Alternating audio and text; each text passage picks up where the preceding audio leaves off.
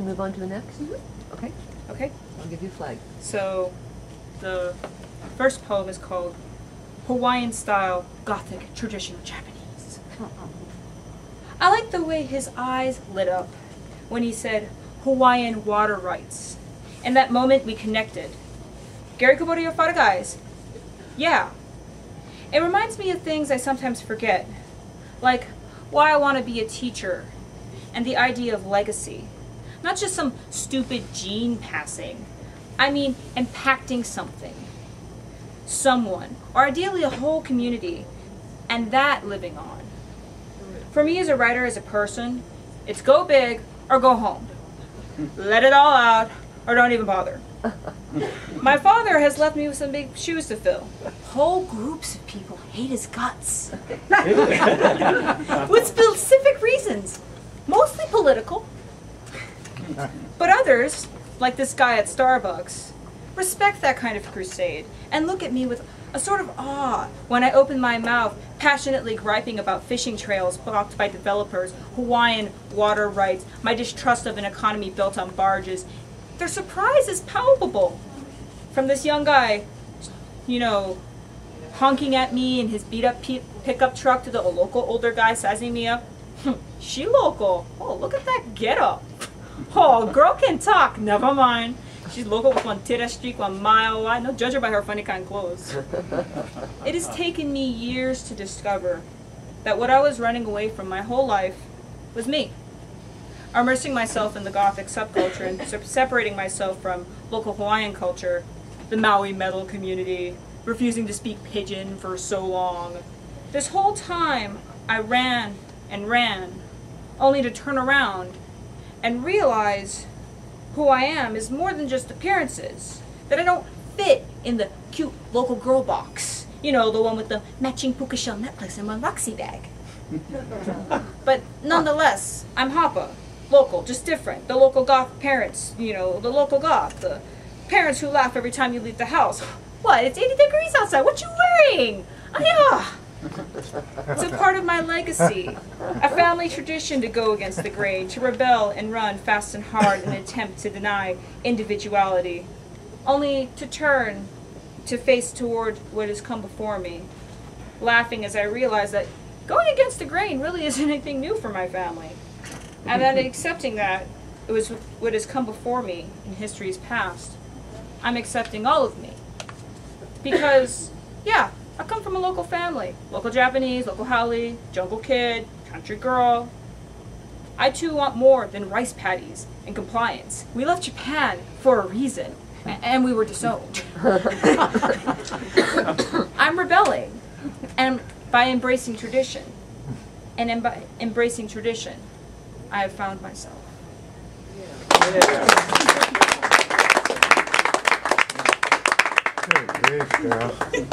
This next poem is called One Poem About Sharks. 3 minutes left in this segment. I know I'm one haole boy, but it doesn't matter to the sharks. You ever seen one shark, close kind, and not one mini shark, but one big one? That's power. That's beauty. So rah, brother. Sharks, they get one bad rap. But tigers and lions, what? They cute, cuddly. Nah, they play with their food. What? You didn't know that? You ever watch one shark, your cat play with one gecko and skin the bugger raw? You never watched the Discovery Channel? Orcas do that too. What? You never know what one orca is? It's one killer whale. They don't gentle, you know what they do? They just play with their food too. I just shake the seal. Free Willy my ass, keep Willy in one cage. I pick one shark over orca any day. Sharks, they don't stay complicated. Just gotta have one strong mind, one real strong mind. And no fear. Because sharks, they're the real thing. You know how they say sharks can no see good in the water? That's bull. They can see you, smell you, and feel you. You scared? They know. And that's what sends them into one frenzy. Fear. Panic.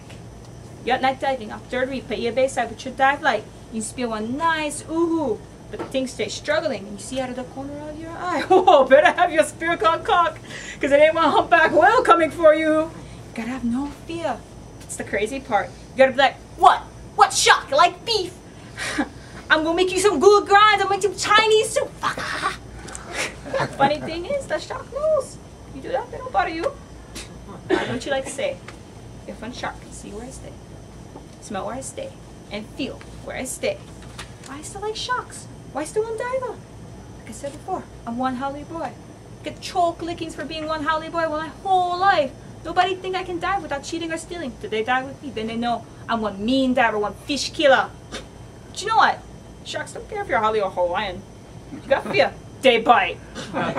Sharks don't discriminate. So I got nothing against the sharks. I got no fear. So we all good. Yeah.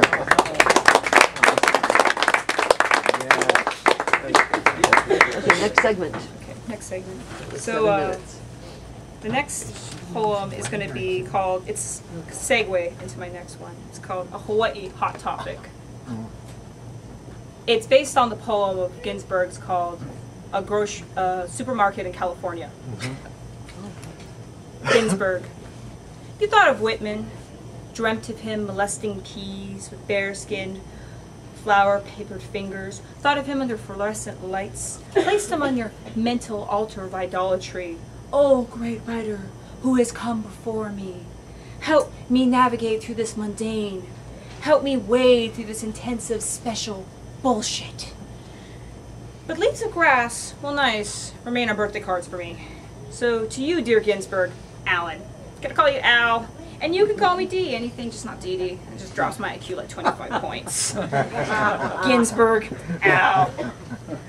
I think about you a lot, mostly when I'm looking at my 2 conflicting work schedules and thinking, I hate this crap. I hate this crap so much. I can barely stand to look at it. I ask myself, what kind of writer, what kind of person kills themselves over this bitchy 19-year-old boss, this hyperactive blue-haired Korean mouse in tiny little cut-off shorts who calls me a nice girl and tells everybody that this is my first real job and smiles at me like we've been friends forever. I'd like to think you'd punch her. I'd like to think you'd punch her, or at least tell her the F up. And that this job, selling $80 jeans with holes in the knees and Pantera shirts next to Justin Bieber watches, is a joke. It's not a real job. I see you and I squatting out in the parking lot, smoking cloves and talking shit. I see you playing jazz on the loudspeakers, cranking Charlie Parker's Scrapple from the Apple loud enough for this whole soul-sucking mall to hear in their throats. 40% discount, $9 an hour, and a gold effing star. Starving for my art would be too dignified. Would you sell out to pay your cell phone bill, Ginsberg? Or to eat? What about to a corporation that enslaves overseas workers to make these studded, distressed jeans for pathetic, spoiled, depressed teens with their hair all in their faces? Would you get as angry as I get folding these jeans, knowing I have to sell this crap and believe in the product? I see you having a crazy fit, throwing money from the register 1, 2, and 3. Ripping Twilight posters from the glass and breaking the Justin Bieber display in an insane fit of sanity. I see you giving all of them at Hot Topic, my bitchy boss included, a double salute with matching middle fingers. For you, Ginsberg, are braver than I who watches my muse slowly die and pray to be fired. And then until then, I just use my 40% discount on frivolous cartoon panties. Dear Ginsberg, Alan, Al, I want to tell you that I read at midnight for you, that I too feel the anger that you did and probably still do, the atrocities of an overfed society of selfish, lonely children. But even as I fight Babylon, I am a part of it. Willing and unwilling, I am a tiny cog. Yeah.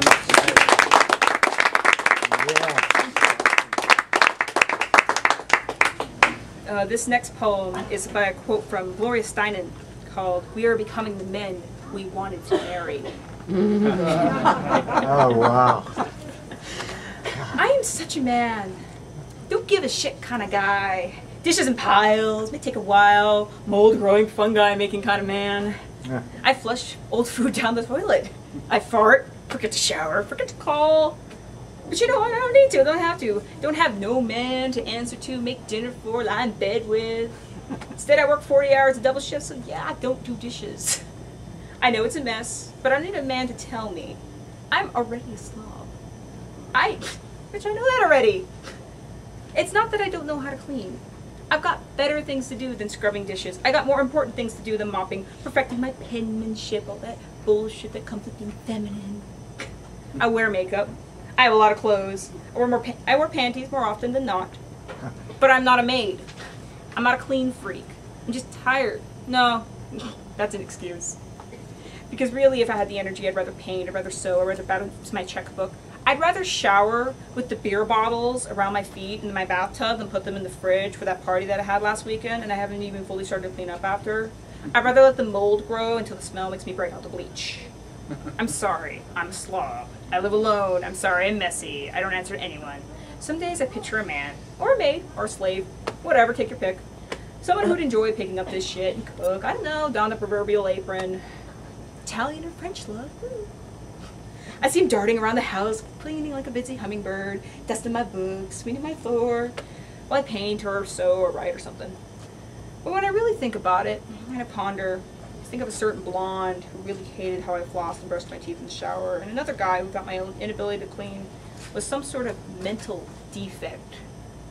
I think of this shit, and the fact that I can stretch out of my bed, the fact that if I dirty a dish, I can clean it when there's nothing else to do. And frankly, I like it this way. Yeah, girl. Next segment. Next segment. Okay, so now we're going into the love poetry. Alright, so Gotcha. this is called Wolf Love. I don't know why I love you so much. Wolf man, beast man, guardian of my sleeping dreams, hiding in the forest of my mind, standing behind shadowed gates with bare teeth. Your paws are full of poisonous, tender sweet. I rest betwixt them, a stuffed doll with corn husk hair. I ache for you, my half-moon love. I hurt for your howls in mid-afternoon. I love you, love you, love you. The sound of your love is a deep, sad, full croon. I cannot possibly recreate it with hollowed words or paper messages. I want to bury my face in your fur, love. I want to wear you, face deep in your skin. I long to kiss your heart, the tender, scared fawn that blinks at my discovery of her. I long to kiss her sweet, cold nose. I want to run with you, play with you, eat with you, and love with you. I could die under a blank full moon if you whispered the book of the dead in my ear. I wouldn't linger. I lied. I'd wait all 42 days, watching your eyes, guarding you with my gaze. Wolves mate for life. Or at least that's what they say. Yeah.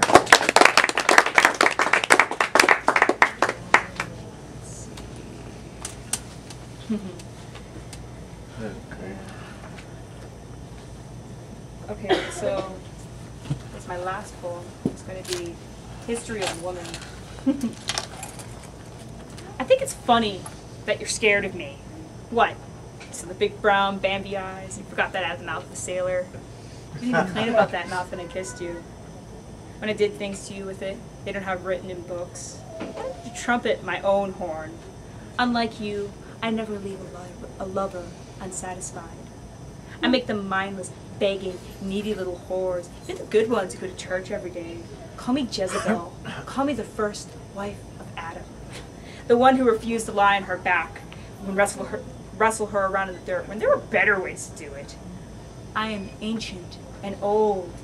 I am the type of woman who holds secret close to her breast, who smiles when you misrecognize her as something to be tamed, rather than something to be feral and afraid of.